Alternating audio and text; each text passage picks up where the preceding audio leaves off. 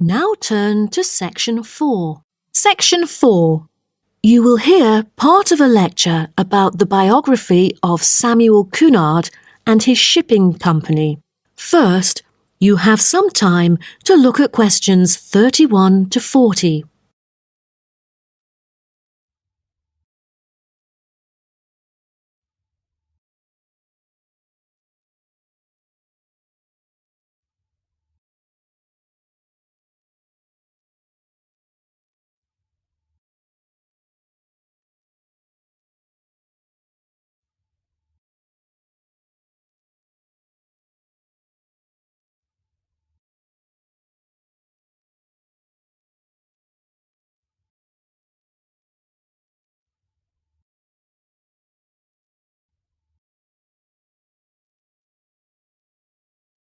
Now, listen carefully and answer questions 31 to 40.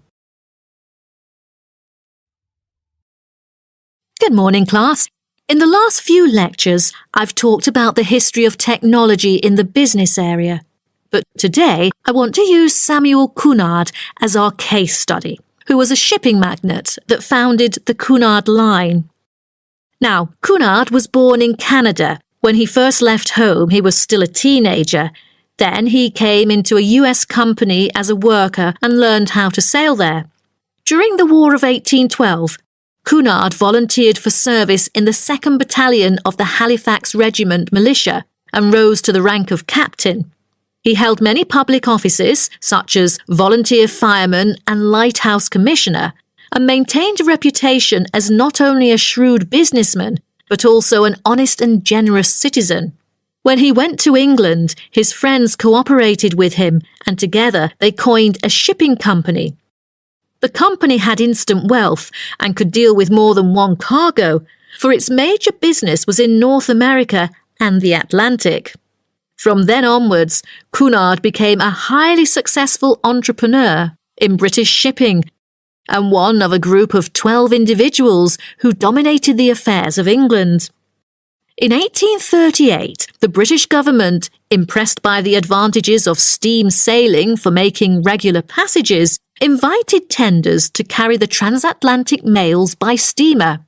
Back then, mail contact through steamships brought more punctuality, while other types of ships were always delayed.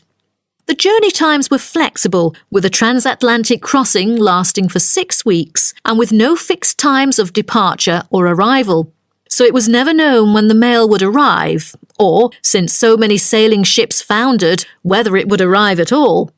What Cunard wanted, in line with the thrusting new technology of the Victorian age, was a maritime extension of the brand, new timetabled railways on land. Cunard's experience in steamship operation, with observations of the growing railway network in England, encouraged him to explore the creation of a transatlantic fleet of steamships, which would cross the ocean as regularly as trains crossed land, and that's why he went to the United Kingdom seeking investors in 1837. He set up a company with several other businessmen to bid for the rights to run a transatlantic mail service between the UK and North America for £55,000 annually for 10 years. The bid was successful. Almost at the same time, Cunard cooperated with an English businessman and established the British and North American Royal Mail Steam Packet Company, the ancestor of the Cunard line. In 1840, the company's first steamship sailed from Liverpool to Boston, Massachusetts, with Cunard and 63 other passengers on board, marking the beginning of regular passenger and cargo service. Establishing a long, unblemished reputation for speed and safety, Cunard's company made ocean liners a success in the face of many potential rivals who lost ships and fortunes. Cunard's ships proved successful, and he then opened many branches. But the high costs saddled Cunard with heavy debts by 1842, so some of them went bankrupt. But what Cunard needed then was a port. After a lot of consideration, he finally opted for Boston because he was very familiar with this city where he had once worked it. Fortunately, by 1843, Cunard's ships were earning enough to pay off his debts and begin issuing modest but growing dividends. But the city did more than give Cunard silverware. Winters can be tough here in Boston. For example, in the year of 1844, one ship sank because of the winter freeze. The ship hit icebergs and caused a heavy loss to the company. Then, the board recommended the company to move to New York, and it was a huge success, and then became one of the biggest US shipping companies.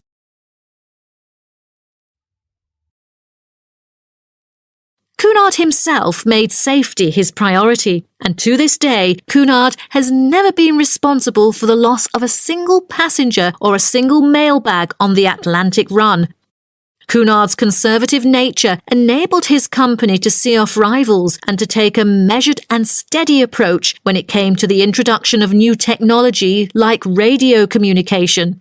In the early years of his career, Cunard took a prominent part in community activities and various charitable organisations, as well as mercantile affairs which extended throughout the Atlantic provinces. Back then, there were hardly any entertainment facilities on board. In order to make sure that the passengers could have a comfortable journey, newspapers were printed on board.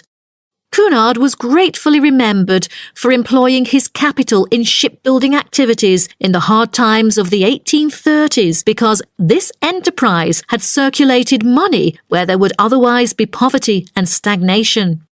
His competitiveness and his obsession not to waste time were important characteristics of his personality. Prior to 1912, the shipping line had focused on speed and soon was renowned for its velocity and safety. Although early in life Cunard was imperious, he learned diplomacy and became a skillful and persuasive negotiator. His contemporaries admired him for the contribution to transatlantic communication by the line popularly called by his name.